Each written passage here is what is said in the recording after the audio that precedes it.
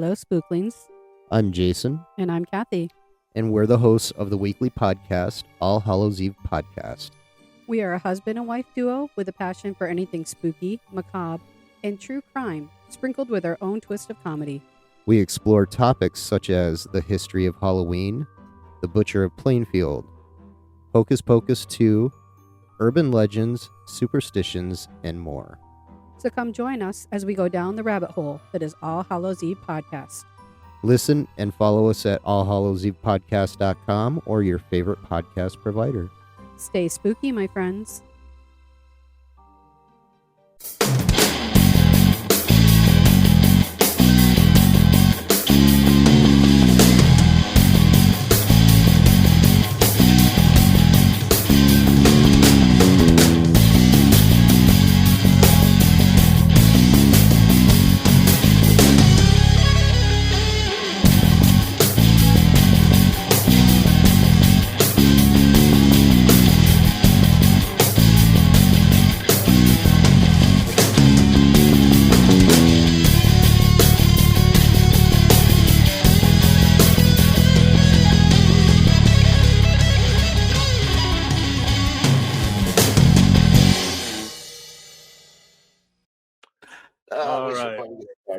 Yeah, I'm ready to get started when you are. Go for Hey, everybody. Welcome to episode 95 of Films and Fermentation. That's right. We are Films and Fermentation, a movie and alcohol podcast. I'm Leo. I'm Kevin. I'm Mike. We're three friends who like to talk shit about movies while getting shit-faced. In this episode, we are going to look at the career of another legendary actor. In this case, it's the career of the one and only Morgan Freeman. Just listen to that rich molasses.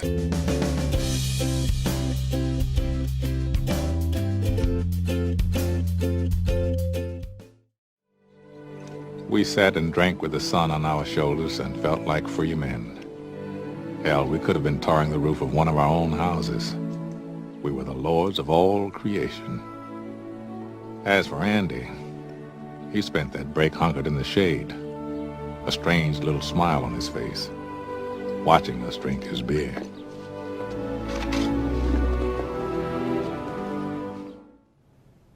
Forgiveness starts here too.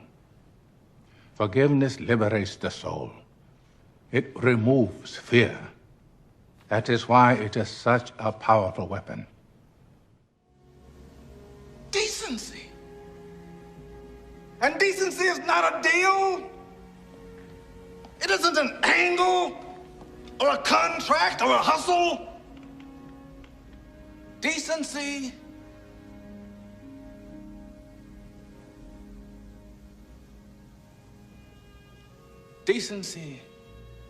is what your grandmother taught you. It's in your bones. Now you go home. Go home and be decent people. Be decent. Maybe I'm in the wrong line of work. Maybe I should take on something less challenging.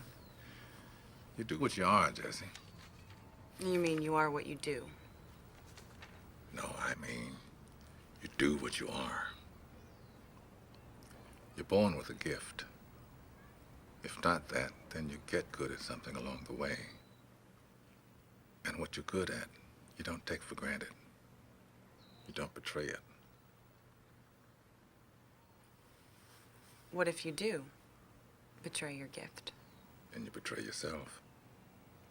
That's a sad thing. Parting your soup is not a miracle, Bruce. It's a magic trick. A single mom who's working 2 jobs and still finds time to take her kid to soccer practice, that's a miracle. A teenager who says no to drugs and yes to an education, that's a miracle. People want me to do everything for them, when what they don't realize is they have the power. You want to see a miracle, son? Be the miracle. Ernest Hemingway once wrote, "The world is a fine place and worth fighting for." I agree with the second part. Don't forget to drop us an email at filmsandfermentation@gmail.com or visit linktree.com/filmsandfermentation to find all of our social media and podcast links. You can also find links to Patreon and Teespring, where you can buy some of our merchandise, help support the show. This episode, as always, is brought to you by Newsly. This episode of Films and Fermentation is brought to you by Newsly. Newsly is an all-in-one audio super app for iOS and Android. It picks the most trending articles on the web on topics you choose at any given moment and reads them to you in a natural human voice. For the first time ever, the entire web becomes listenable, all in one place. Browse articles from any topic you choose, in sports, technology, business, science, even Bitcoin. It will find you the latest articles and read them to you aloud. The entire web now becomes listenable all in one place. They also have podcasts. Explore trending podcasts from over 80 countries. Our podcast, Films and Fermentation, is located there as well. We actually started using it recently as our own default podcast app. They even have digital radio. So download and use Newsly for free now from www.newsly.me or from the link provided in the description of this episode. And if you use the promo code ANDFERMENT, that's ANDFERMENT, you can get a 1-month free premium subscription. So download Newsly now. Stop scrolling. Start listening.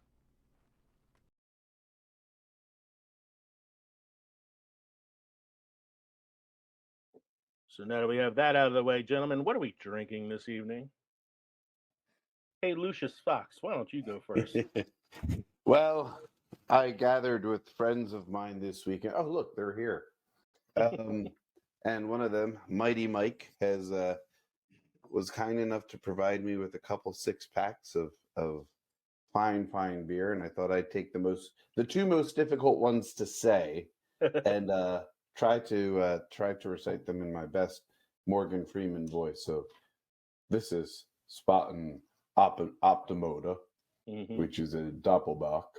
It is 7.6% alcohol by volume, and it is a malt liquor from Munich, Germany. And that's what I'm going to be starting with tonight, gentlemen. And then as I polish that off, I'm going to move over to this Franziskaner Weiss beer, which is a premium Weiss beer with Naturtrub. And it's also from Munich since 1363 BC. And it's got sediment, so you know it's good. It's got good stuff. And this is 5% sell-by date. So yes. So thank you, Michael. You're welcome, sir. The German beer pack, Mike has given me a similar pack as well. Mike, what are you drinking? Well, today was another one of those days I had to go give a pint of blood. So I was thinking that I was going to do the Andy Dufresne and watch you drink my beer, but I decided to go with the Spaten Oktoberfest. I'll be sipping it tonight, so it's probably all I'm going to get to.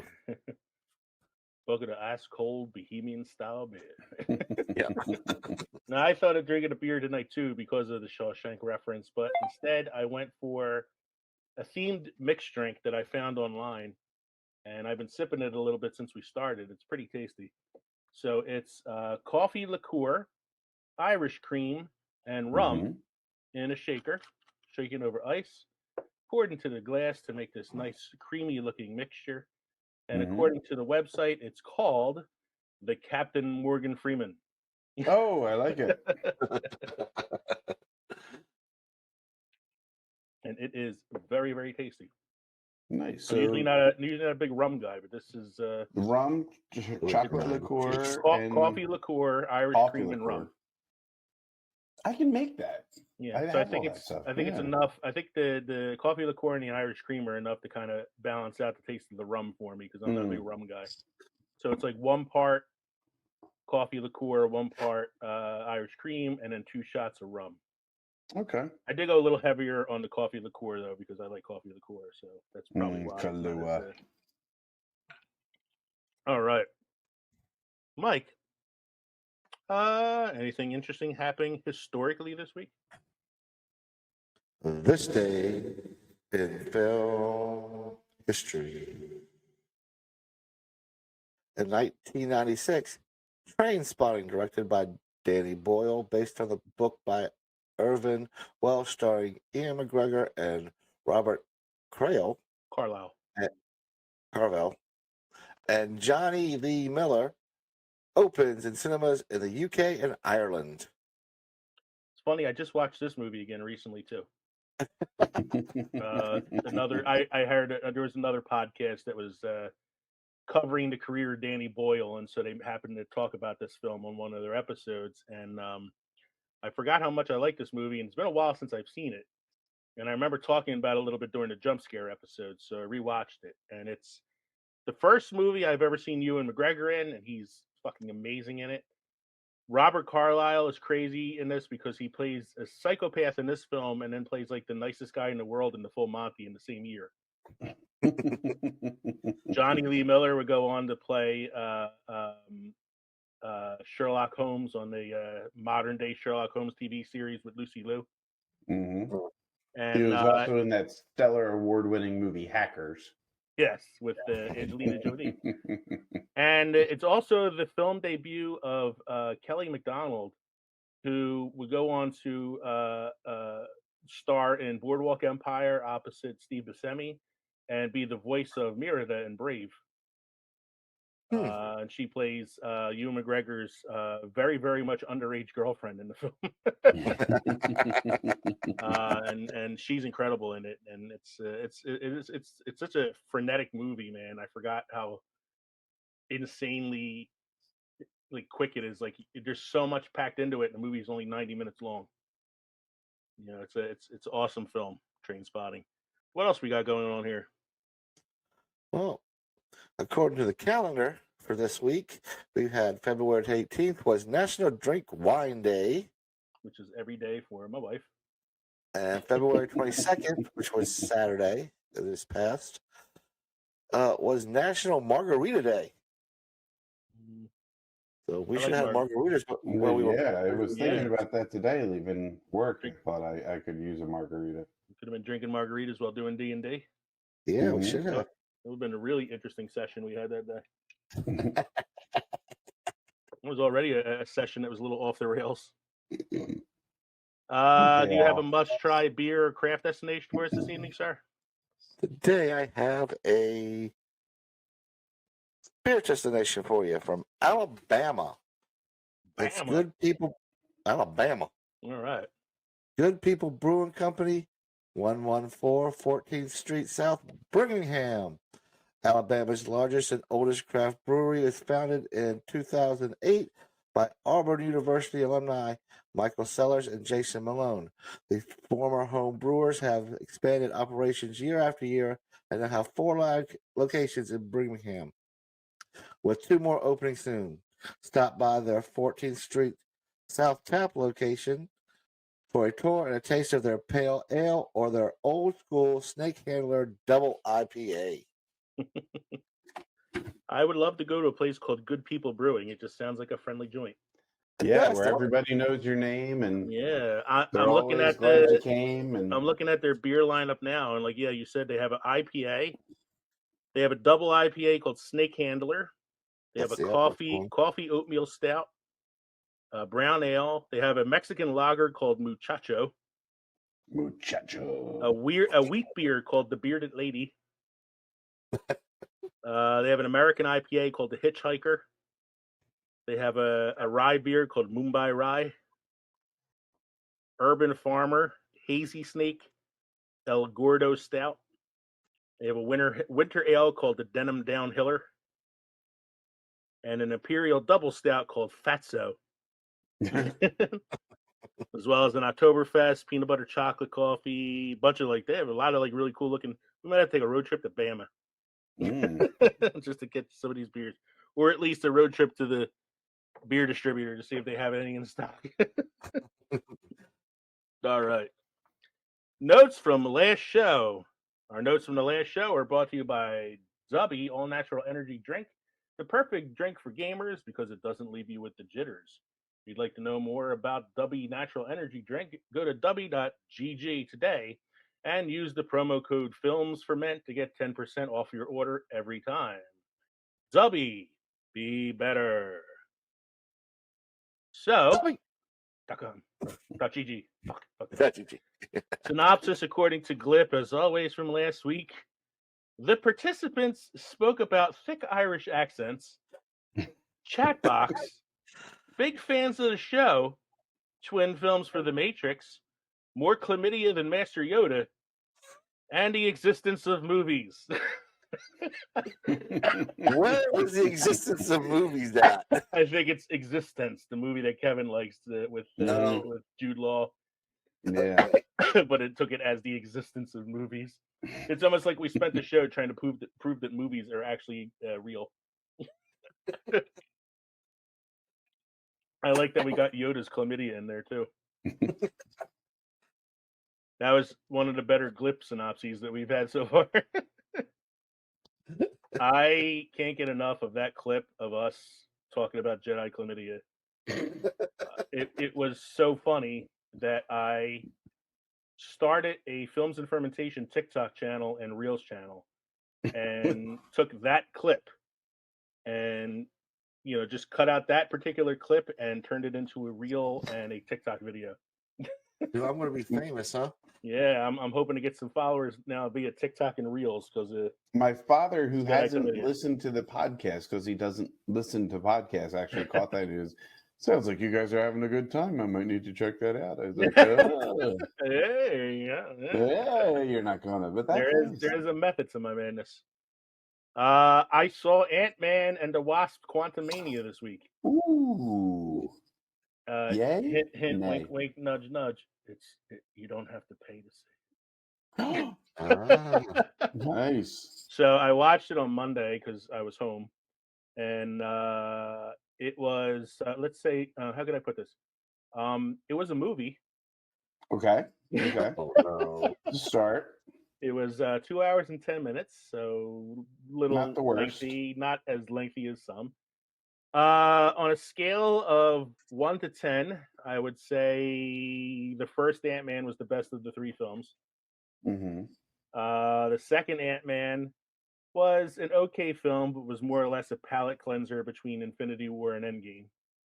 Mm-hmm. This one was better than the second one, not as good as the first. It was mainly there to introduce us to another variation of Kang. Okay. So you got the good guy version of Kang at the end of Loki, where you meet he who's at the end of the universe, or whatever the hell his name is called. What name was? Right. Yeah. Him and he T who at the is, end of time, or something like yeah. that. And then in this one, you get the actual like villain Kang character. Now, I don't know much about the actor playing him, Jonathan Majors, but he's awesome. He's phenomenal. He's really, really good as Kang, and it's cool because it unlike the Thanos character, which was a great character, but you had to have Josh Brolin like basically wearing a green screen suit and a giant, He was Grimace. cardboard head on top of him to make everybody know where Thanos' eyes are. Kang is a guy, so Jonathan Majors is actually on screen with everybody, which makes it a little more like realistic, I think. Yeah. He has a very comic book accurate costume, which is really cool. And the guy playing him he steals the show. He's got a lot coming up too. He's going to be in Creed 3 next month. Yeah, I think this is kind of like his breakout moment. Yeah, like I'm not sure like what he did before. I think he was in like a TV show, I want to say. Oh, he was on Lovecraft Country. Which was like an HBO Max show or something. Yeah, based off of H.P. Lovecraft. Yeah, and then but that was like it. Like most of what he did before that is nothing that I've really heard of. But he did that, and then he appeared in Loki as Kang. He Who Remains, that was the guy's name. He Who Remains. And then all of a sudden, now it's like blowing up for him, man. Like he's like the next big thing. Mm-hmm. And if you see him in this movie, like he really sells it, and you get to see him now in a number of other films since he's a major part of Phase 5. Paul Rudd is like Deadpool light in the film. Okay. He narrates it a little bit, which gives it that sort of Deadpool feel, but it's like the Disney Plus version of Deadpool, so it's clean. Well, it's Ant-Man too. So The actress that they got to play his daughter Cassie, Catherine Newton. She's another one who's kind of like up and coming. She was on Supernatural, Mike. She was Castiel's daughter. okay. Yeah, so she's somebody who's been in TV a lot and now is doing a lot more movies. I don't know if they Okay. needed to replace the actress who played his daughter before. The one that was in The one that was in the Endgame. Endgame, because they're relatively Okay. the same age. So I mean, you could have kept the Right. other actress, but And I think that was talked about, like, why didn't they keep her? I think it was But, okay. more like just trying to put somebody who has a name in there now. Hmm. But I'll tell you who had the biggest role in the film, more of a role than I anticipated, but it makes sense when you figure she was stuck in the quantum realm for 30 years. Michelle Pfeiffer Pfeiffer. had Michelle a Pfeiffer. really, really big role in the film. And I was. there's a very interesting cameo from Bill Murray. Oh. He That plays got dropped a little bit. Yeah, but he go plays ahead. a quantum realm character that she's had previous dealings with. Okay. And also, they introduced another villain character in it. I'm not going to spoil who it is because it's a really fun one. Is it MODOK? If you want me to spoil it for you, yeah, it's Oh, MODOK. okay. But it's interesting how they How they got MODOK into it? handle MODOK in the film. It's not the Manhandle MODOK. MODOK? It's not like the comic book accurate MODOK, so it's kind of funny. Oh, It's okay. really good. Yeah. A guy that I work with at school, who I talk to about like movies and stuff all the time, recommended a Netflix docu-series to me, and I haven't watched it yet, but I want to check it out because he says if you like the movies that made us and the toys that made us docu-series that they've done, hmm this one Mhm. should be cool too. It's called Checkpoint. It's a 6-part docu-series about the history of video games, starting with the Commodore and Atari, all the way up to the birth of PlayStation and Xbox. Oh, Okay. wow. So it Okay. sounds like a really cool docu-series on Netflix that I want to check out. And lastly, if you are looking for another podcast to listen to, a very entertaining one, if you're into a freakishly good time with stories about ghosts and ghouls and urban legends and other creepy stuff, check out the All Hallows Eve podcast. In fact, we are going to be teaming up with them in the end of March to do a show together. They are currently doing a March Madness horror movie tournament. You can visit their website at allhallowseve.com or their Facebook page to see the bracket and vote on the tournament. And then whatever film wins their bracket, we are going to be guests on their show at the end of March to discuss the film, the horror film that wins their tournament. So they are a great show. We get along really well with them. We've been kind of talking to them on and off. They've been promoting us a lot on their show. They're Jason and Kathy. They're good people. So check out their program, All Hallows Eve. And then make sure you check them out at the end of March when we guest on their show as the movie experts that we pretend to be. It's a crossover episode. It's a crossover episode. We're going to call it All Hallows Fermentation. So what we're gonna be the movie spooklings for them. Yes, we're the movie spooklings, and they'll be the main spooklings. And to all the other spooklings out there, stay spooky, my friends. So I didn't do a hypothetical question tonight because it's going to be part of our main segment, which is going to be about the career of Morgan Freeman. We'll be back with the main segment after a word from these other friends of ours, Today We Laughed and Learned podcast and the Fandalorians. We'll be back after this short commercial break. Hi, I'm Chris. And I'm Deb. And we host a pretty fun podcast called Today We Laughed and Learned. You know, this is where we discuss all the things we should have learned, but, well, never did. And we have quite a few laughs along the way. Today We Laughed and Learned with Chris and Deb. We're curious about everything. Experts on nothing. Come find us wherever you get your podcasts.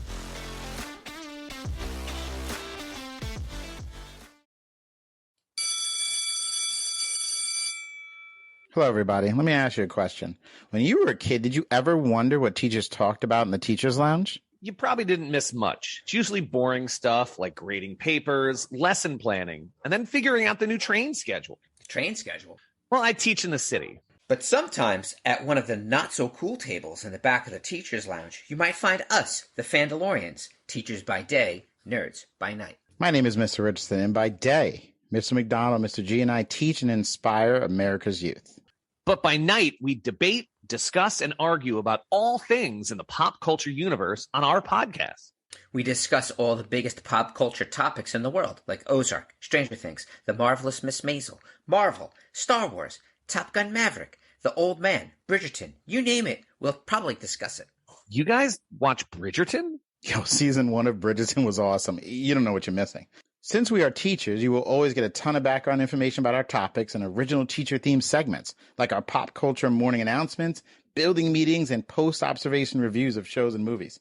Oh, and arguing. You'll get lots of disagreements and arguing, like way more than I'm comfortable with. You can find us wherever you listen to your podcasts. Just search for The Fandalorians, Teachers by Day, Nerds by Night.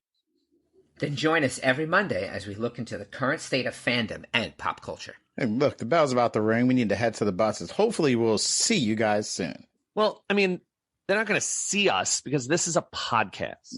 I know. But they can't even see us when you think about it, so they won't see us either. Oh my God, you know what I meant. It wasn't literal. Just ring the bell. Ring the bell. The Fandalorians, Teachers by Day, Nerds by Night. I hope you listen and subscribe to us soon. I hate you guys.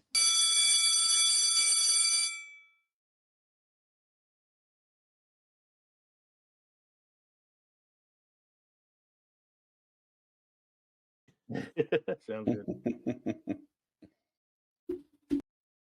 He never turned it on. No, We got to back start on. all We have over. 34 minutes recorded so far, so we're good. Okay.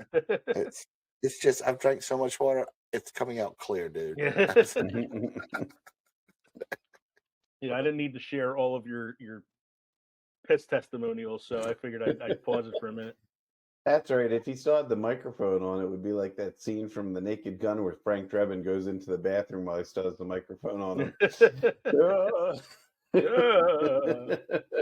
Whoops.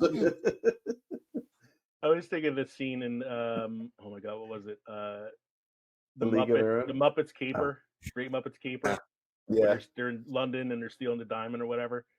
Mhm. And there's a scene where all the Muppets are together and they're all arguing and yelling and stuff. And Kermit's like, "Everybody stop!" And as everybody stops talking, the other female puppet, Janet, I think her name is Janice, goes, "I was on the beach nude," like in the middle of like it's like the and I'm like, And if wait, I want to, is this a Muppets movie? if I want to sunbathe on the beach nude, that's my prerogative. And they all And I'm look like, at her. like, hey, you're a puppet. Like, it's weird, man. And I think that is where the idea came for the Happy Time Murders, which is a really messed up movie. All right, folks, we are back from our little commercial break with our main segment. This is episode 95, the life, or not really the life, the career of Morgan Freeman. Let's not kill him yet, guys. Yeah, we didn't kill him yet. So legendary, he's a legendary actor, legendary voice, best known probably for his amazing narrations. But there is more to his career than that. He's an Oscar winner. He even directed a few films in his career. So we're going to take a look back at his IMDb page and take a look at just his acting credits. Not going to look at anything else like producer, director, or anything. Just acting. His career began all the way back in 1964, where between 1964 and 1968, he did a number of uncredited TV appearances. And they don't look like they were anything, special. Probably like kind of extras. So you got one that says "Man on the Street." Party guest. Yeah, party guest. Grand Central Commuter in the movie "Where Were You When the Lights Went Out?" New York Television Theater. He did one episode of that. TV movie called "Caught in the Middle" in 1970. In 1971, he did a film called Who Says I Can't Ride a Rainbow, where he plays a character named Afro. Something tells me that's only something that would fly in a 1970 film. Exactly. In a movie called Blade, not the one with Wesley Snipes, in 1973, he played a character named Chris. It wasn't until 1974 when he made an appearance, Actually, or I'm sorry, 1971, when he started his career on a little PBS television series called The Electric Company. I remember that show. He played multiple characters on that show, including Count Dracula, the Easy Reader, which was like an Easy Rider character who did vocabulary words, the Mad Scientist, and a number of other characters. He was on that show from 1971 to 1977. All told, he did 780 episodes. Yeah. That's pretty friggin' crazy. I remember the Count Dracula character. He was taking the bath in his bubble bath. Yeah, I remember Easy Reader. Yeah, the Electric Company was like you watch Sesame Street, and then you had to tolerate the Electric Company before Mr. Rogers came on. Pretty much. In 1978, he did a TV movie called Roll of Thunder, Hear My Cry. Visions in 1978, another TV show, Hollow Image. Then he did a couple Shakespeare films, Coriolanus and Julius Caesar in 1979. In 1980, a TV movie called Attica. And then throughout the early 80s, he did a bunch of like shows and movies, nothing like major. Ryan's Hope, Eyewitness, Brubaker, Texas, The Marva Collins Story, Death of a Prophet. He did Another World in 1983, which was a TV series. He did 8 episodes on that. Harry and Son in 1984. And then in 1984, he did a movie that I've talked about before, and I recommend it especially to Kevin since he and I are teachers. It's a movie called Teachers. It's a really strange film. It's about a public school. Stars Nick Nolte as one of the teachers. Ralph Macchio's in it as a student. It's one where I talked about before where the guy is coming in as a substitute history teacher, and he's the best teacher in the building. And then you find out at the end that he's an escaped mental patient. And they come pick him up from the school and take him back to the hospital. He was the best teacher they had. I think Morgan Freeman plays... I think he might play like one of the assistant principals or something in the film. I don't remember his role. It wasn't a big role. But getting him ready for another role down the line. Yeah, exactly. And it's a good movie. It's one I would check out, especially if you're a teacher. The Atlanta Child Murders, 1985, which is a TV miniseries based on a real event. They actually covered it in the TV show Mindhunter on Netflix, The Atlanta Child Murders. Marie in 1985. In 1985, he also did the sequel to The Outsiders. That was Then, This Is Now, based on the novel by S.E. Hinton. Another series called Great Performances. He did the revival of the Twilight Zone TV series in 1985. It wasn't until, I'm going to skip a few of these because some of these are lesser known. It wasn't until 1987 he did a movie called Street Smart, where he plays a character named Fast Black. It's the first movie that kind of got his name out there because he was nominated for this film for Best Supporting Actor. And it was sort of after that where it started to kind of pick up for him, because then he did Fight for Your Life, Blood Money. Then he did Clean and Sober with Michael Keaton in 1988, before playing Principal Joe Clark in 1989 in the film Lean on Me. And that is probably his breakout role. That is, I would say, is definitely his breakout role. It's the one that most people from, like, at least back then would have known him from.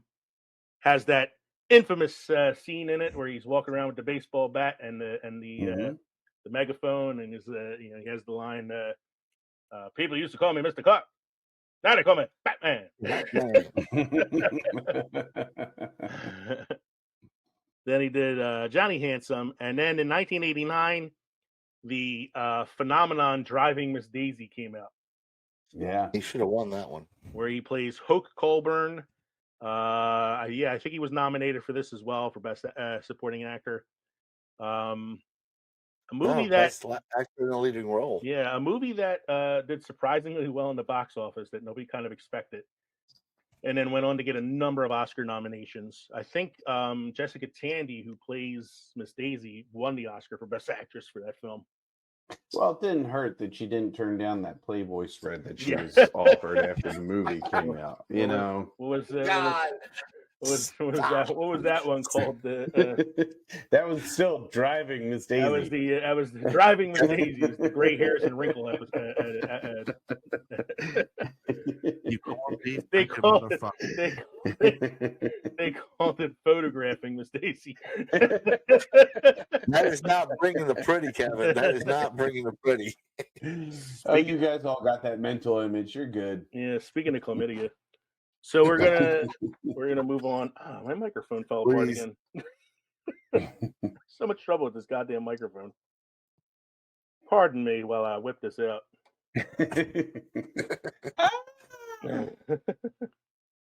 So, just imagine, can we remake Blazing Saddles with Morgan Freeman as the sheriff? Not now, not ever, really. So yeah, he does Driving Miss Daisy in 1989, and then that leads to another film in 1989 that's one of my favorite movies. It's one of my favorite performances by him. A phenomenal film. The movie is Glory. Oh yeah, yeah. Glory, yeah. That pretty much brought in, This was Denzel. This was Denzel's breakout role. Right. This was Matthew Broderick breaking out from the kid roles. Mhm. Yep. Carrie Elwes, Andre Brower, yeah. Brower, right? He would go on to have a pretty long running TV career. Yeah. I mean, this is a great Civil War story. That's the side of the Civil War that wasn't told. So yeah, like Mike said, it's a breakout movie for Denzel. He won the Oscar for that for Best Supporting Actor. Yeah. It's a first movie that like I hadn't seen Driving Miss Daisy till after I'd seen Glory. So Glory was kind of my first experience with Morgan Freeman. I was actually a funny like Matthew Broderick. I wasn't too surprised to see him in this because I know he had done theater and was trying to break that mold a little bit. I was more surprised to see Carrie Elwes in this. Because up until then, I only knew Carrie Elwes as Wesley. Wesley. But this is if you haven't seen Glory, you should see Glory. Yeah, an amazing. I highly recommend that movie. Yes, It's one of the first movies to like kind of leave me thinking about it afterwards. Like especially that final scene where Matthew Broderick and Denzel are thrown into the the mass grave together and all that. The mass grave. Great movie. Then he did the Earth Day special in 1990. He did another Civil War film in 1990 called The Civil War. I think this was the PBS miniseries. It was a PBS miniseries. Ken Burns. Yeah. I think it was the Ken Burns movie. Yeah, he plays Frederick Douglass in that film. Mm-hmm. Then he was in 1990 The Bonfire of the Vanities, which was a flop of a movie. It was Tom Hanks, Bruce Willis. I can't think of the actress who was in the film. Melanie Griffith. Yeah. So this was a movie based on a novel that a lot of people considered an unfilmable book, and they were probably right. Concerning the actors they had in that, it still flop. Yeah. Yeah, I mean it flopped, and you're talking about a stacked cast: Tom Hanks, Bruce Willis, Melanie Griffith, Kim Cattrall, Morgan Freeman, and the movie still bombed. Mm-hmm. It didn't hurt him too much. It was more of a stopgap in the career for Bruce Willis and Tom Hanks than anything else. They both recovered from it, but it took a little while. The next big film that he was in 1991 was Robin Hood, Prince of Thieves. Kind of the first time we had to see him in a little bit of an action role. Right. What are your thoughts on this film? I think when it came out at the time, it was fun, Mm-hmm. But you don't you just like it for it being fun, and then when you watch it again, it's like, oh, not really that good, is it? Number one, it wasn't terrible. The movie, it rode on Kevin Costner's. He was on his high, so it rode his coattails. But then you've got the sheriff. Well, Alan that's Rickman. true. That was a introduction to Alan Rickman, other than obviously Die Hard, but this was something a little different. This is what I remember when I think of Alan Rickman, and one of the first movies that comes to my mind. It's not Die Hard. It's this one. No, I think Because of he like did such a good when I job. think of Morgan Freeman in this film, I think like I really liked him in it. I liked the character he played. I thought he and Costner had a pretty good, back and forth together repertoire. It's the first time though I remember watching a movie thinking that they squeezed the character in for the sake of having some diversity in the film. Because I don't know how true it would have been to have a Muslim character in England in the 1100s, right? When they were at war with the Muslims. And of course, everybody was shocked when fuck me, he cleared it. Yeah. That being said, he was probably one of the better parts of the film, so I'm glad he was in it. No shit. I rewatched this back in the summertime because I saw it. I think it was on Prime, and I said, just for shits and giggles, I'm going to watch this because I hadn't watched it since Christ, I was a kid, probably. And I was like, I remember watching it. I remember thinking, oh, it's a fun movie. I like this movie. My dad liked it, so he and I used to watch it a lot together.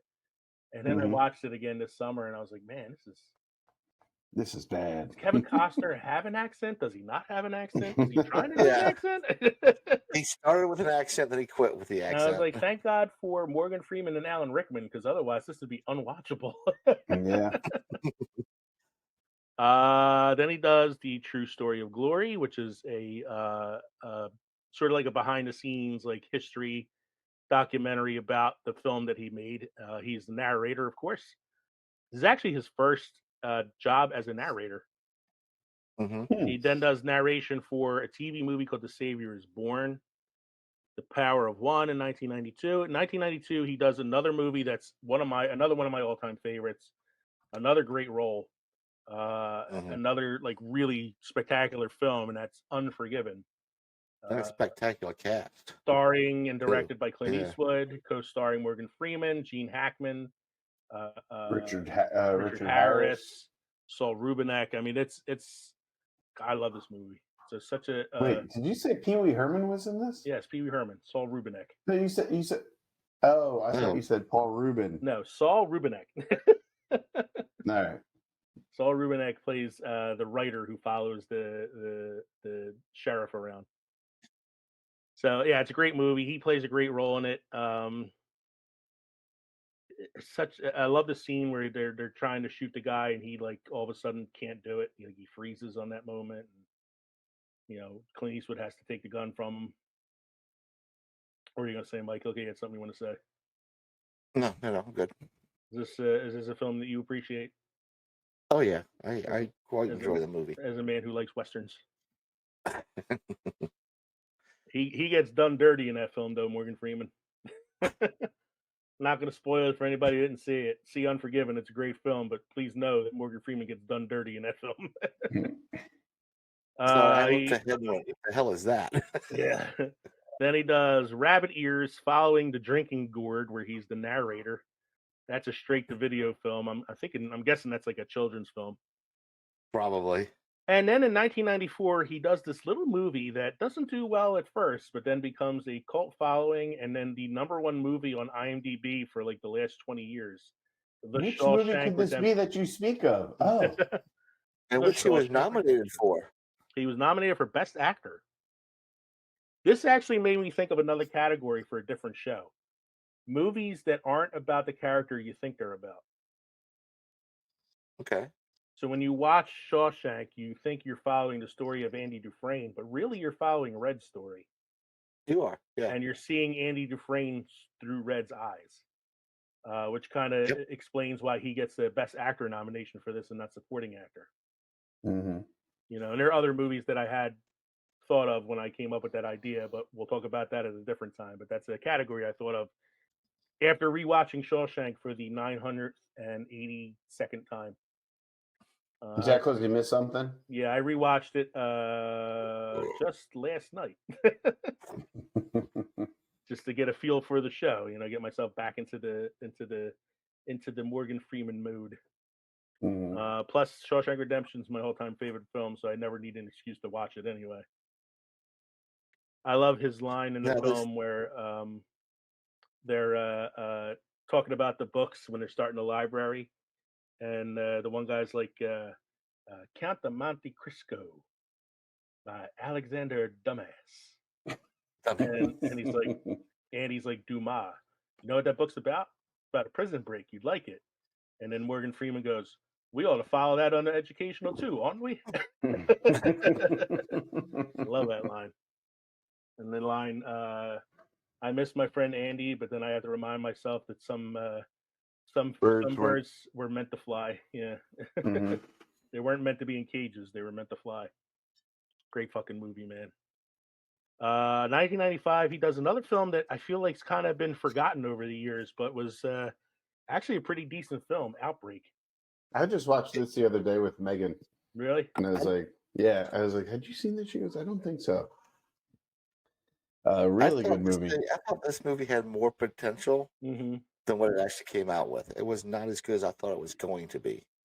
I thought it was better than I expected. Yeah. Like, I didn't expect much from it. Well, with all the actors they had in it, I expected a lot better movie, a better plot. Dustin Hoffman, Morgan Freeman, Kevin Spacey, Donald Sutherland, Rene Russo, Cuba Gooding Jr. They did another movie years later, like in the 2000s, actually, called Contagion. That was another like big ensemble cast movie. That's probably like the better version of this film.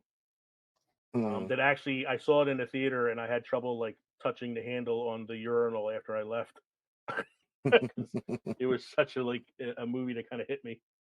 But Outbreak is like sort of the lesser form of that. But I for what it was, I enjoyed the film. And then we get to the next masterpiece in his movie career, Seven. Oh yeah. Which I also What's in the box? Which I also rewatched recently. So he did back-to-back movies with Kevin Spacey. This is a great, yeah. It's a great movie. David Fincher classic. Very atmospheric. I know we talked about it before that they had originally offered the role to Denzel and he turned it down. And then after watching Morgan Freeman in the film, he was like, "Wow, shit." You know, he could have been in that movie. I love the interplay between him and Brad Pitt in the film is great. There's like the mentor mentee. I always get a kick out of the scene where they're in the waiting room waiting for something, and then they cut away and cut back, and the two of them are sleeping on top of it, like Brad Pitt's got like his head on his shoulder, and they're out cold. And if it wasn't for Morgan Freeman, I don't think Gwyneth Paltrow really would have had an important role in the film. No, it's kind her of head wouldn't be in it. Well, it's kind of her interplay with him that becomes the important dynamic more than her marriage to Brad Pitt, as he's like the only friendly face in the city she knows outside of her husband. Such a great film, man. Such an awesome movie. There was a subplot I remember reading about one time where they originally were going to have Morgan Freeman's character have sort of like psychic abilities or psychic powers, where he could kind of like read things at the crime scenes. Oh, I'm glad they left that out. Yes, I'm very glad. So I always like when somebody comes in with the fucking movie. I know. I always like when somebody comes in with a little bit of logic and it's like, nah, I think you could cut that. Yeah. All right. We won't do that. But what do you say? What do you say at the end? The murderer ends up being this giant fucking mechanical spider that comes out of nowhere. And each of his legs is one of the deadly sins. I like Wild Wild West. Okay. 1996, he did a film called Mall Flanders. I saw this in the theater. I've never heard of it. Well, my wife, who I was dating at the time, I had met this is my wife and I started dating in college, and she wanted to see this, and so I went to the film, theater with her, because when you're dating, you do shit like that. And what I can tell you is, not after you're married, you give that shit up. What I remember about it is it was a movie, and it was about a couple hours long. That's about all I remember of the film.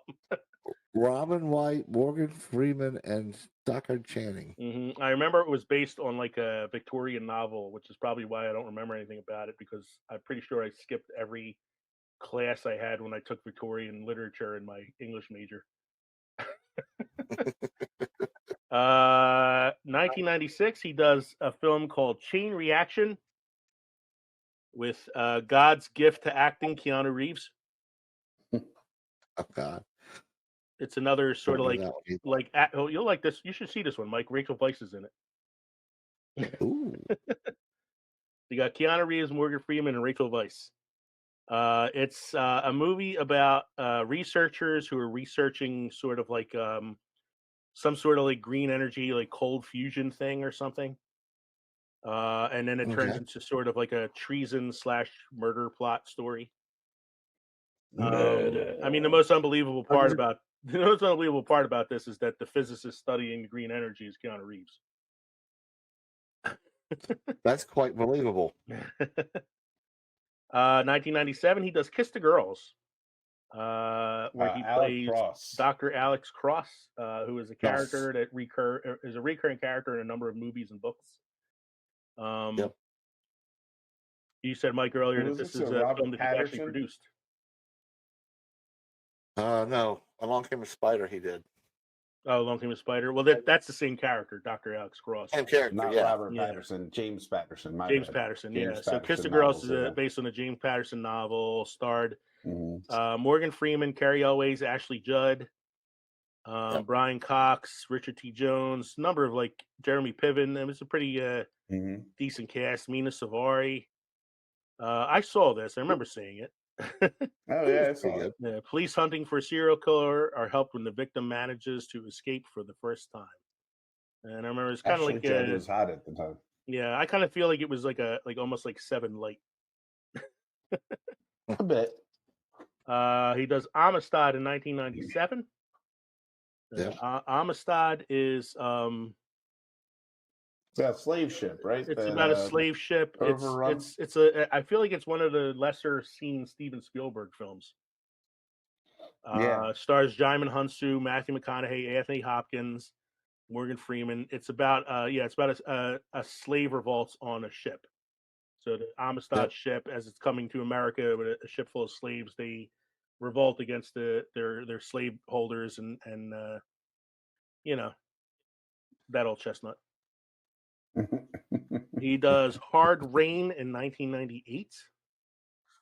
Hard Rain stars him and Christian Slater. I kind of feel like after like Shawshank and all that, like he went on the stretch of like, I'm gonna do every film they throw my way, and become one of the most like one of the most ubiquitous faces in Hollywood for a while. Then he does everybody's favorite disaster film, Deep Impact. This is the first appearance of a black president in American cinema. Actually, I can't say that as a fact, but it's the first recognizable, believable black president. It's the first black president I remember seeing in a film, so it could possibly be the first time they had an actor of color play the president in a film. He could have won the actual presidency. He probably could have won the actual presidency. This is like 20 years before Barack won. So yeah, he probably could have. He plays President Beck, who we talked about in our presidents episode, as one of the presidents we would vote for. Yeah, absolutely. He plays Under Suspicion in 2000. Under Suspicion is another movie based on a book. It's based on a book called Brainwash, about a wealthy attorney in San Juan who comes to the police station for 10 minutes of follow-up as he questions a 12-year-old girl, as he questions somebody about finding a 12-year-old girl's body in a park. So it's another like darker film. It's him, Gene Hackman, Monica Bellucci, Thomas Jane. A movie I haven't seen in a really long time. It's like Morgan Freeman is one of those guys where like I've seen a lot of his movies, but some I haven't seen in a really long time because I'm too busy rewatching Seven, Glory, and Shawshank all the time. Then he appears on Nurse Betty. Was that a TV show or is that a movie? No, it was a movie with Renee Zellweger. Oh, I wanna yeah. say she's, you know, I'm confusing it with Nurse Jackie. yes. It was a TV show. American Masters as a narrator in 2000. And then Along Came a Spider, which is sort of a sequel to Kiss the Girls. Plays the same character, Alex Cross. High Crimes in 2002. And then he appears in The Sum of All Fears, which is a Jack Ryan film. And in this one, Ben Affleck plays Jack Ryan. So I didn't really care for that one. And that's why it didn't continue the series of Jack Ryan. You know, That's why they went to the Prime series with yeah, with what's his face, Jim from The Office. John John Krasinski. Yeah. Then he narrates The American Experience. This is where like he starts becoming the narrator that we all know and love too, because it's like he does Shawshank and all these other narrations start coming our way. Levity in 2003. Dreamcatcher, which is a Stephen King. Woo! So that's a movie as well. That's a movie I saw. That's a movie. Very easily understood. No. Easily. It's the best description I can give you. That is a film. It stars Morgan Freeman, Thomas Jane, Damian Lewis, who would go on to play in Homeland, Jason Lee, Timothy Oliphant, Tom Sizemore, Donnie Wahlberg. I mean, it's a decent cast, and it's a Stephen King story, which is why it probably didn't do so well, because it's one of those Stephen King stories where it starts out really good, and then the ending was like, what the fuck? Yeah. And then in 2003, he plays another one of my favorite roles of his, God, in Bruce Almighty. Mike's not a fan of this because Jim Carrey's in it. Yeah, I could see him playing God, but I didn't watch this movie. Jim Carrey aside, it's a funny film. So Morgan Freeman plays God and decides to take a day off, and he gives his powers to Jim Carrey's character Bruce and makes him like God for the day. And he kind of goes overboard with it, as you would expect from a Jim Carrey film, because he was being taught a lesson by God. And let me tell you, Morgan Freeman is an amazing God. If you got the vote for God, I'd vote for Morgan Freeman.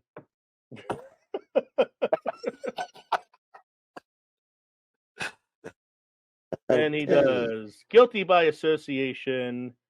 He reprises his Frederick Douglass role for the TV series Freedom, A History of the U.S. The Big Bounce in 2004, A Remarkable Promise. And then his next big, like, high-profile role is in the movie $1 Million Baby, 2004, which finally wins him his Oscar, Best Supporting Actor. He plays that was him and Clint Eastwood again, right? Yes, Clint Eastwood and Hilary Swank.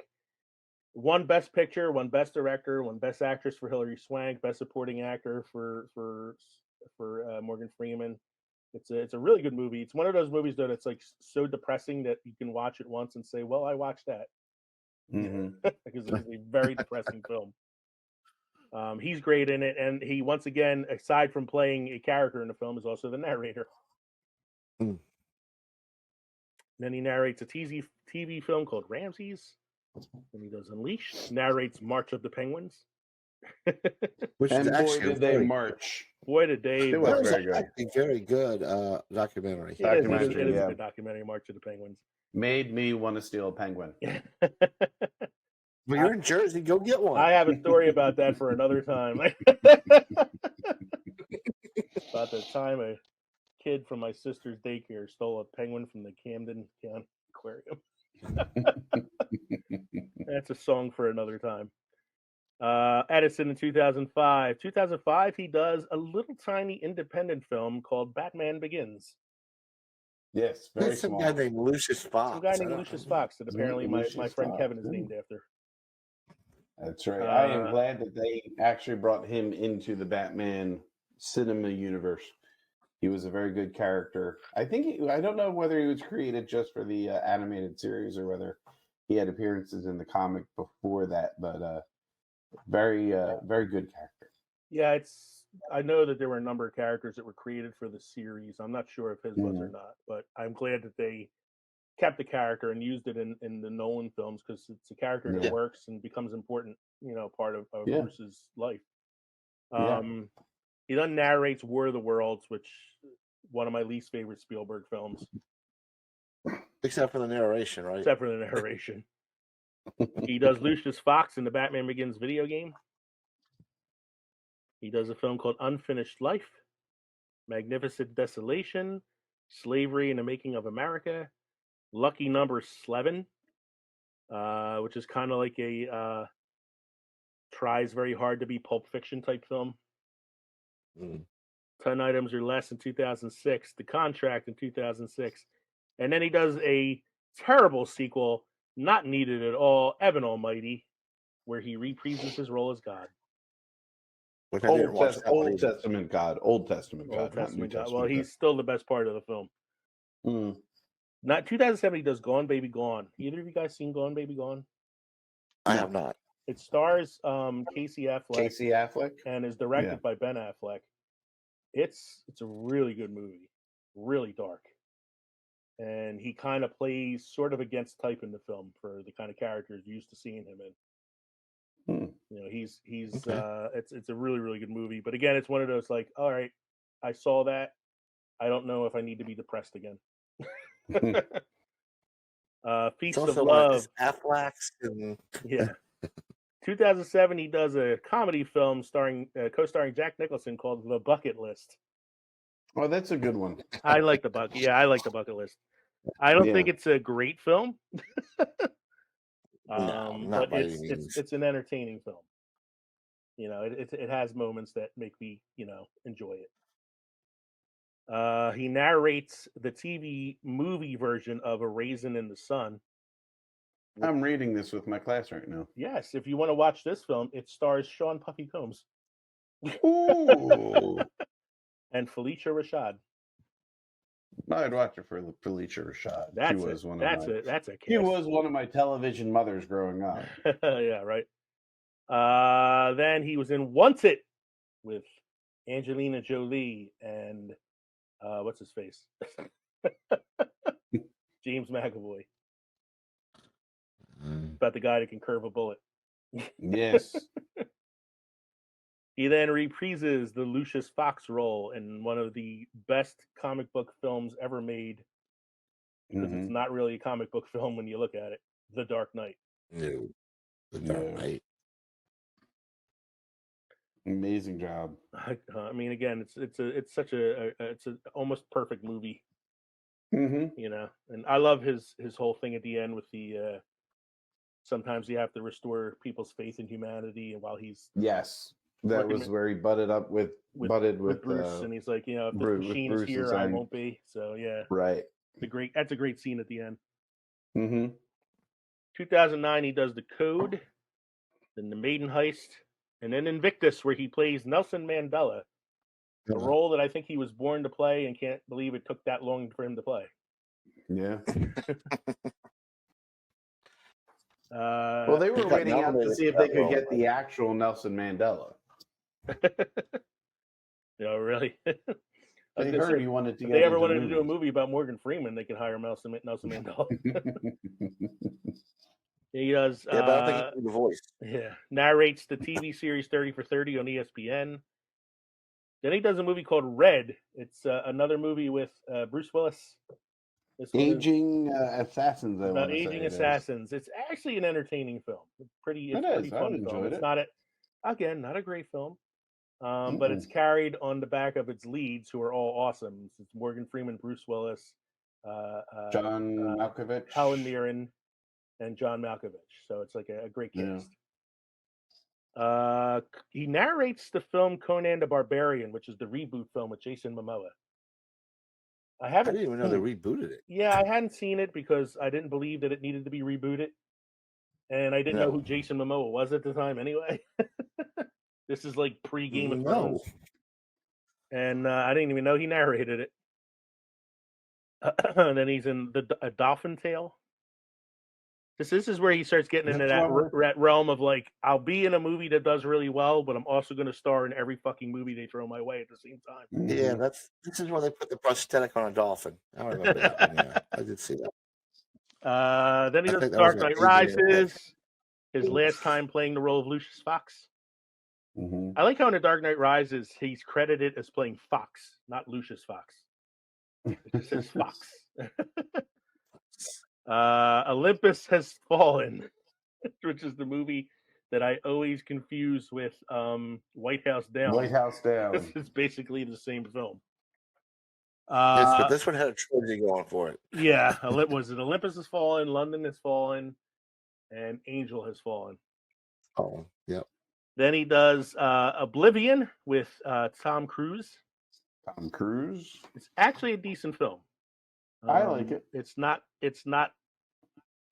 quite a Tom Cruise film. No. Then he does one of Kevin's favorite films, Now You See Me.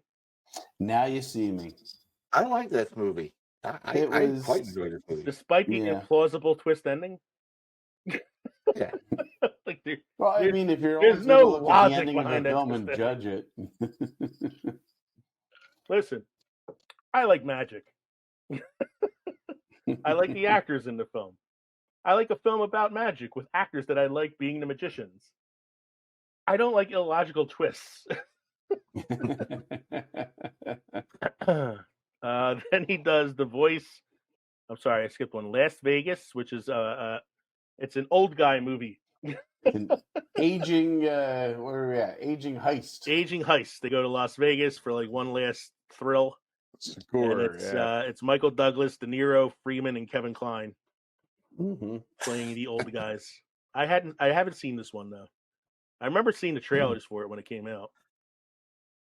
He does the voice of Vitruvius in the Lego Movie, which is essentially God. Pretty much, yes. Transcendence with Johnny Depp. Another good one. Yeah, The Wish Wizard in 2014, which is a short film. He does a really weird action film with Scarlett Johansson in 2014 called Lucy. She's a drug mule carrying like balloons full of drugs in her stomach, and somehow or another the balloons burst, and the drugs that she's carrying it affects her body chemistry and her brain so that she becomes super smart, and then to start able to start using parts of her brain that were dormant, like things that like make her telepathic and all that shit. Fucking weird. Weird movie. And he plays he plays like a professor character who she befriends and who kind of helps her along the way. 5 Flights Up, Dolphin Tale 2. Look, they did a sequel to the film about the dolphin with the prosthetic Mike. Yeah, I see that. The Mona Lisa Myth, Last Nights, Ted 2. I forgot he was in Ted 2. He's I think he's the lawyer that they try to hire or something in the film. Or he's the judge or something like that. But I know he has something to do with the court case that's in that movie. Momentum, which I haven't heard of. London Has Fallen, where he went from being Speaker of the House to Vice President in London Has Fallen. Mm-hmm. He upgraded. Now You See Me Too. Didn't see that one. All I know is that Harry Potter's in that one. This should have been called Now You See Me Again. You really should have. I mean, they blew it up. Now You See Me TOO. Like Teen Wolf 2, TOO. Then he is in the reboot of Ben-Hur. Mike, did you know there was a reboot of Ben-Hur? I did not. Did you? I did. I didn't see it because I hated the first fucking Ben-Hur. I'm one of the few people I know who didn't like Ben-Hur. So, going in style, Madam Secretary, which we saw earlier, he actually directed a few of these episodes that he guest starred in. Just Getting Started in 2017, Alpha in 2018. Brian Banks, never heard of it. The Nutcracker in the Four Realms, I heard of that, didn't see it. Didn't see it either. The Poison Rose. Angel Has Fallen, where he's now president. He's moving up. Moving on up. Look, so man, if you can survive the other 2 instances, you've got to be put up as president. Yeah, right. And then it's a whole series of like guest appearances and narrations at this point, including narrating the table read for the 30th anniversary of Fast Times at Ridgemont High. He plays Piccoli. Yes. Actually, it's the 40th anniversary. I'm sorry. Hey, you almost missed his biggest role. He was with Scooby-Doo. I know. He plays himself. And Scooby-Doo, guess who? I guess we better go looking for clues. Then he does the comeback trail. Then he plays himself again in Coming to America, the sequel to Coming to America. Jinkies, I lost my glasses. Vanquish, Solos. This is where he starts doing a whole series of like films that are like straight to like, whatever. Then he does the Comiskey Method, which is a series on Netflix. The Hitman's Wife's Bodyguard, which is the sequel to The Hitman's Bodyguard. Paradise Highway, The Minute You Wake Up Dead, and Metro Boomin' Villains and Heroes. And now he has 6 films upcoming for 2023. A movie called 57 Seconds, another one called Sniff, Hate to See You Go, Lioness, A Good Person, and late 2023, The Ritual Killer. So the man has done his fair share of films. He has 141 completed credits and 6 on the way. So we had already talked a little bit about his awards. He is a 5-time Oscar nominee and a 1-time winner.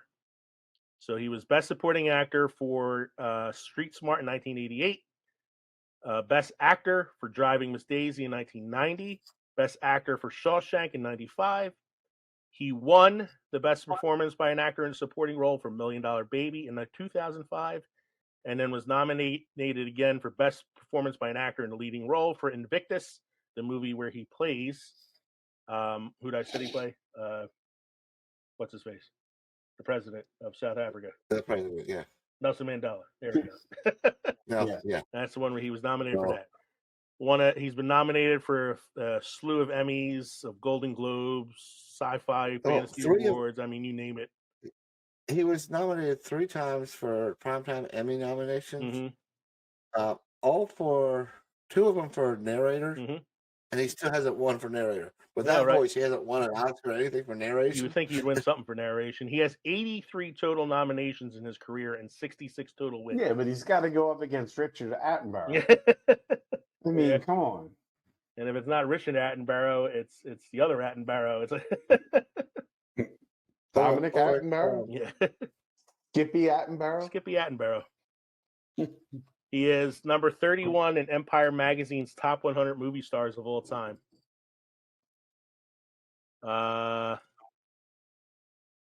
looking for some he's the father of Alfonso Freeman, who has actually made an appearance in a couple of his films. He is in Shawshank Redemption. He's the guy at the beginning of the film when they're bringing in Andy Dufresne and the other prisoners going, "Reel him in, fresh fish, reel him in." That's his son, Alfonso. I thought his son was the one who was in the mugshot. He is. He's also the guy in the mugshot playing young Ellis Redding. And he's also in The Bucket List. He plays his son in the film. That's his son, Alfonso. He has the Hollywood Outstanding Achievement in Acting Award that he got on August 7th, 2000.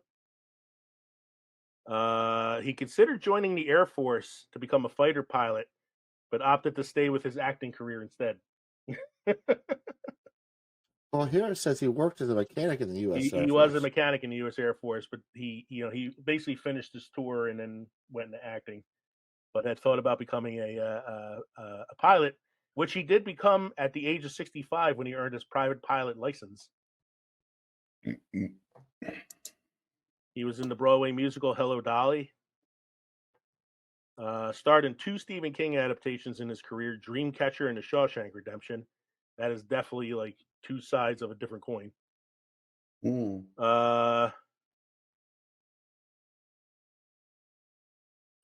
I like that he was friends with Kenny Chesney. There's one with you though. What's that, Mike? During an interview with Charlie Rose regarding the 10th anniversary of the Shawshank Redemption, Freeman said he regarded that film glory, Driving Miss Daisy and Unforgiven as the highlights of his career. I know. He didn't say Seven or Shawshank. Because they're the highlights according to me. Often referred to as the greatest living actor in film, a title he humbly waves off and says he's just lucky. Let's see here. In 2000, this is funny. In May 2005, he won the right to the internet domain name www.morganfreeman.com, which was owned by another company. Most of the characters he's played are not written specifically for an African American actor. Like Red in Shawshank Redemption, who was Irish in the book, which is why they kept the line. Maybe it's because I'm Irish in the film, because it was meant, for his character, it was an ironic line. He has a trademark on his name with the U.S. Patent and Trademark Office. So Morgan Freeman is a trademark name. So technically, he should be signing his name Morgan Freeman with the little C in the circle. Is the only African American actor to appear in 3 Best Picture Oscar winners. Wow. Driving Miss Daisy, Unforgiven, and $1 Million Baby.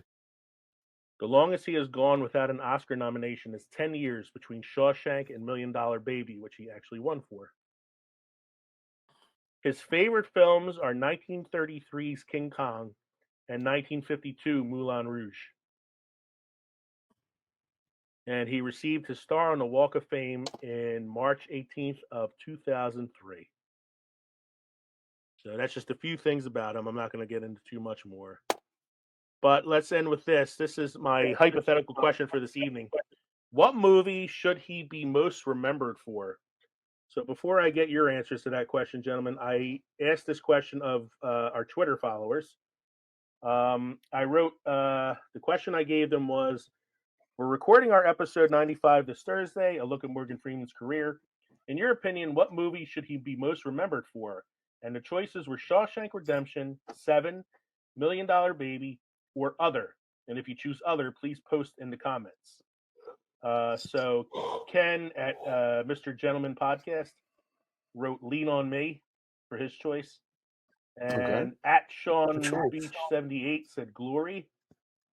But then as far as the votes went, it was 15% for Other, 0 for $1 Million Baby. I should have probably put Unforgiven in there instead. I think that's one he would have been more remembered for. 20% said Seven, and 65% said he should be remembered for the Shawshank Redemption. So what would you say? Yeah, I would say Shawshank. It's either Shawshank or Seven. And I think his performance in Shawshank outweighs that of Seven. Seven, he did a really good job in, but I think there's just more character to him in Shawshank. Yeah, I think I'm going to go with Shawshank because I've already stated that it's my favorite film. So I would actually say 1 Shawshank, 2 Seven, 3 Unforgiven, 4 Glory, and 5 Fast Times at Ridgemont High. Bruce Almighty. No, no, I don't know. I don't know if Bruce Almighty or maybe Lucius Fox in The Dark Knight or something. That's right. I'm not big. Every time I think of him, I always go back to Driving Miss Daisy. That's the movie I know comes to mind. Yeah, nobody said Easy Reader in the Electric Company. You didn't even put mine in your top 5, so I'm not a big fan of Driving Miss Daisy. I mean, I do associate him with it, because it's one of those ones. And like that, and like you said, Lean on Me are probably the 2 movies that were his breakout roles. So yeah, those were his breakout roles. So, Mike, do you have any beer trivia or beer history for us this evening? I got some beer history for you guys. Many early cultures embraced beer as a vital part of their civilizations, including the Chinese, the Incan, the Babylonian, and the Egyptian peoples.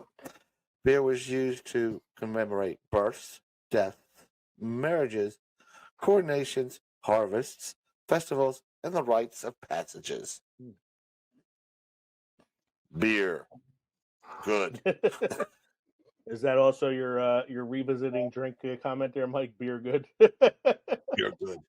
Oh, it's a German Oktoberfest. How you go wrong with that? Yeah, I like Spaten beers. Spaten beers are usually pretty good. Kev, what did you think Yeah. you were spotting? My spotting was very good, and my Connor Weiss beer was good too. The Weiss beer. Weiss beer. And if you are into coffee liqueur cocktails, I highly recommend the Captain Morgan Freeman, which, as I said, is Irish cream, coffee liqueur, and rum. It is very, very tasty, and really helped me get through this episode because my throat was kind of dry. So, thank you, then, everybody, for joining us tonight for episode 95. We hope you enjoyed listening to the podcast as much as we enjoyed recording it for you. This was episode 95, The Career of Morgan Freeman. Don't forget, you can drop us a line at filmsandfermentation@gmail.com or visit linktree.com/filmsandfermentation for all of our social media and podcast links. Also, make sure you check out All Hallows Eve podcast for their horror movie brackets all this month as they lead up to their final episode in the month, which is going to be guest starring your favorite drunk film commentators. We'll probably be sober for that episode, guys. Possibly. Speak for yourself. Yeah, we'll see. We're hanging out that day, so who knows? Don't forget to stop by the crossroads between pickled and fermented next week for episode 96. This is a good follow-up episode because since we did Morgan Freeman tonight, the episode following this one, episode 96, is going to be the best narrations in film. I'm Leah. I'm Kevin. I'm Mike. Thanks again for joining us tonight, folks. Cheers. Cheers. Please sit down.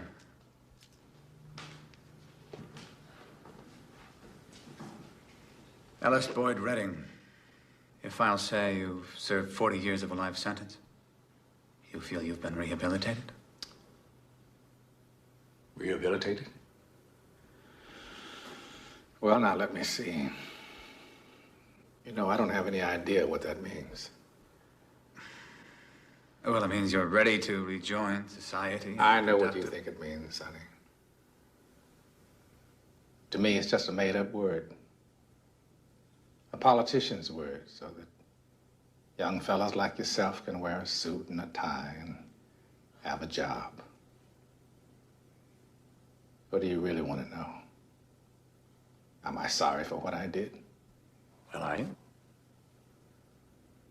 There's not a day goes by I don't feel regret. Not because I'm in here, because you think I should. I look back on the way I was then. A young, stupid kid who committed that terrible crime. I want to talk to him. I want to try to talk some sense to him. Tell him the way things are. But I can't. That kid's long gone, and this old man is all that's left. I gotta live with that. Rehabilitated. It's just a bullshit word. So you go on and stamp your form, Sonny, and stop wasting my time. Because to tell you the truth, I don't give a shit.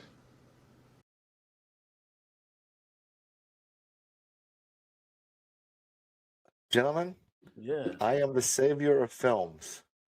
The savior of films? I am the savior of films. How's that? Because the Chamonix Mall, AMC, had a CO2 leak and they pulled their fire station, broke it to get people out, but broke it so they had to wait till somebody came out to fix that to run movies because it shut down all their projectors. Oh, wow.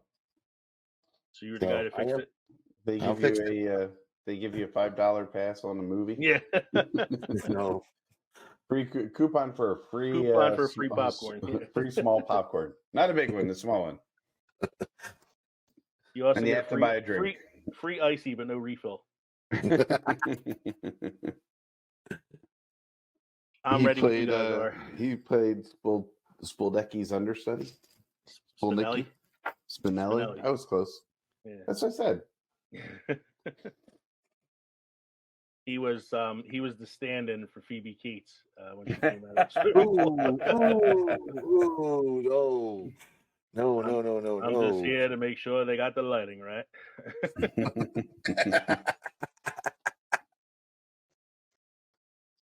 I think he's freezing himself. Yeah. He's doing a very good impression of a statue. Way to go, Mike. Good job. So you guys didn't hear any of that? Nope. Hear what? Oh, no. What the hell? Oh, no. See if I can bring it. If you're talking about the big shout out we got on All Hallows Eve this week, I heard it already. Yeah, no. I have a soundboard up. I guess it's just not coming through. Well, that Did you sucks. try turning it off and turning it back on again?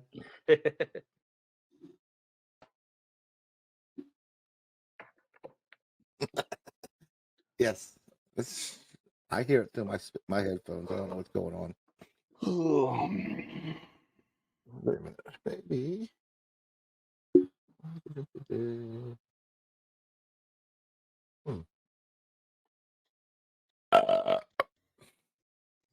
Bless you.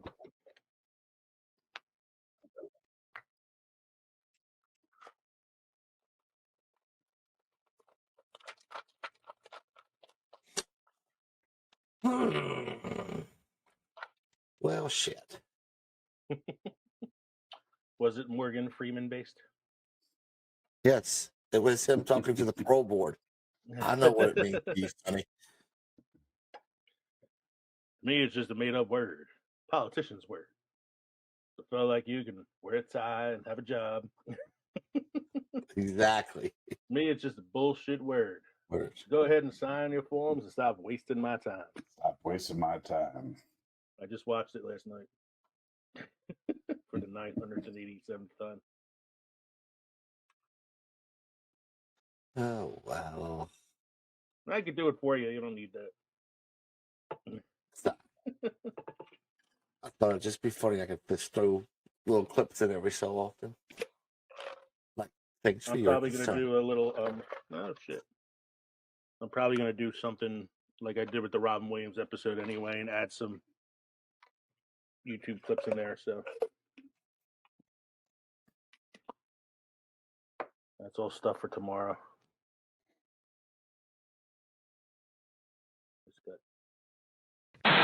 The Joker came to Arkham Asylum in the summer of '09. I know as much because I remember thinking, yeah, the whitest son of a bitch I have ever. I mean, it's a blue screen playing, but oh, there we go. I see it. That is the whitest son of a bitch I've ever seen. Doesn't he like he crawls out through the tunnel at the end like Andy does, and Yeah, he's like, I remember that being the equivalent of 6 ping pong tables. Then again, not very good with the math.